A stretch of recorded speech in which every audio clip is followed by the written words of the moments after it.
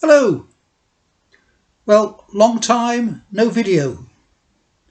I've been waiting for Elizabeth to do hers, but since she's a very talented lady, with demands on her time from many quarters, she hasn't been able to do one.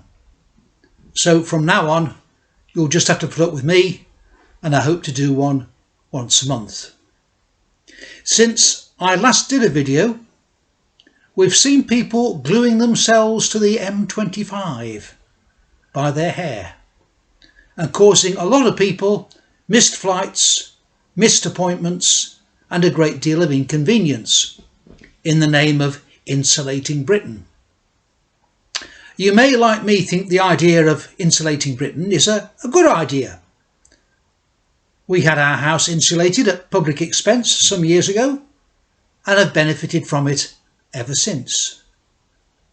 How gluing yourself to the M25 is going to help in this commendable aim, or indeed benefit the country in any way whatsoever, is a complete mystery to me. But let's ask ourselves, what kind of sign of the times is this? There are, from what I can see, 4 institutions God has established for the good of all men: free will, marriage, government, and the law. In our own time, the first 2 have gone into decline in our land. Belief in free will has virtually disappeared beneath the sea of cod psychology. And marriage is now an optional screw-on extra for those who want to try it.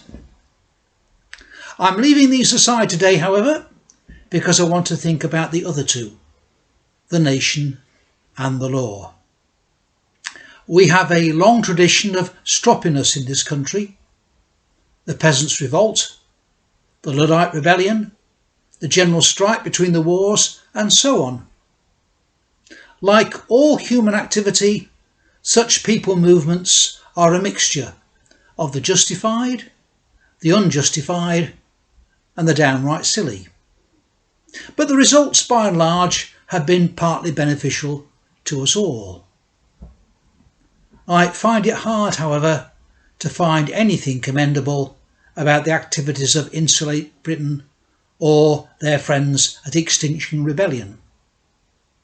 I'm in sympathy with people wanting to lower our global temperature, because I think the world is in the grip of consumerism, as we try to compensate for our lack of fellowship with God by accumulating things and experiences. But how does, for instance, sitting down in a London street and stopping the traffic, thus building up a fog of toxic fumes, help the planet?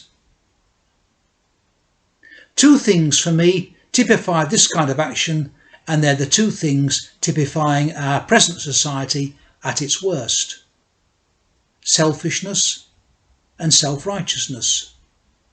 If I may, I'll leave self-righteousness to one side for a future rant and look at selfishness.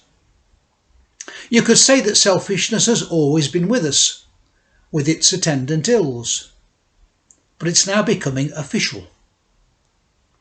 This morning, on BBC's Breakfast, the presenters got genuinely angry with a young lady who said no, she wouldn't take a COVID test before going to her office Christmas party.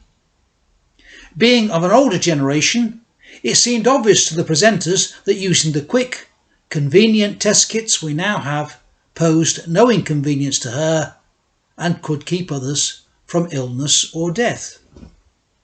To her outlook in life, however, steering your own ship through life without regard for anyone else is a sacred right which no one should question. Who did these interviewers think they were? Well, what's going on? This land used to be run by common sense. We had common sense because, broadly speaking, we were affiliated to one religion, and even if we didn't believe in it, we were shaped by its values and behaved accordingly. We now have a society with no common religion and no common values. An unwritten but communally held common sense is being replaced by mountains of regulation, replacing natural kindness with manufactured coercion. Coercion is something we've kept to a minimum in this land. Policing has always been as light touch as possible. If self-worship continues to rise, however, we could follow the Austrians in locking down the unvaccinated, thus setting a precedent of further things being made compulsory and perhaps complied with by force. Am I being unduly pessimistic about our future? Or do I note that regimes abroad, where law is often upheld by force and weaponry, have to contend with a variety of tribal, ethnic and religious affiliations? One thing I take comfort from, today I've lost my place, come here, where am I? Where?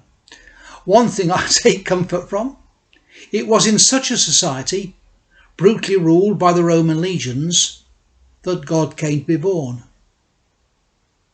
If our country goes the same way, He'll be there for us still. May I wish you all a blessed Christmas, and I hope to see you in the new year. Bye bye.